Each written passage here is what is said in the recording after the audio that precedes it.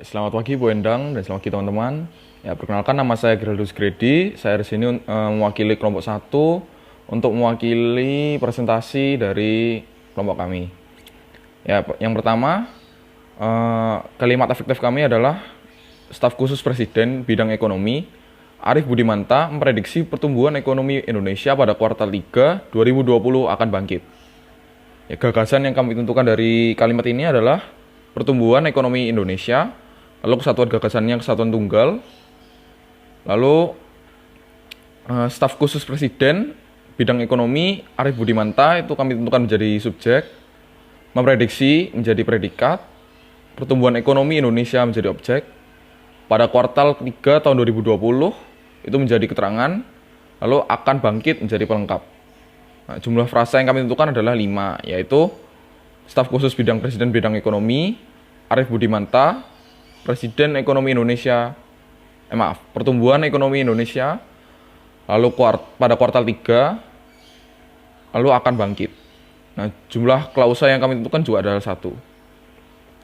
Lalu kalimat yang kedua adalah Ketua Umum Angkatan Muda Pembaharuan Indonesia atau AMPI, Dito Aryo Teja mengatakan bahwa pembangunan ekonomi pasca pandemi COVID-19 harus dimulai dengan optimisme. Ya, gagasan yang kami tentukan adalah pembangunan ekonomi pasca pandemi COVID-19. Lalu kesatuan gagasannya adalah kesatuan tunggal.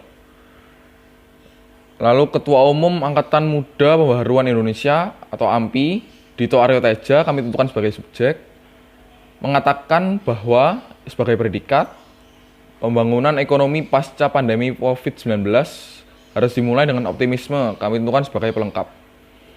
Lalu jumlah frasa yang kami tentukan adalah 6, yaitu Ketua Umum Angkatan Muda Pembaharuan Indonesia atau AMPI,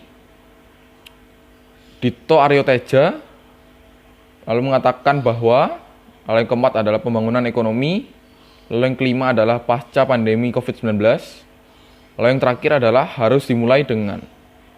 Jumlah klausa yang kami tentukan adalah 1. Lalu selanjutnya kalimat yang ketiga, yaitu menurut Jokowi, krisis kesehatan yang muncul akibat pandemi telah menyebabkan peningkatan angka kemiskinan dan tingkat pengangguran dalam negeri. Gagasan yang kami tentukan adalah krisis kesehatan. Lalu kesatuan gagasannya adalah kesatuan tunggal.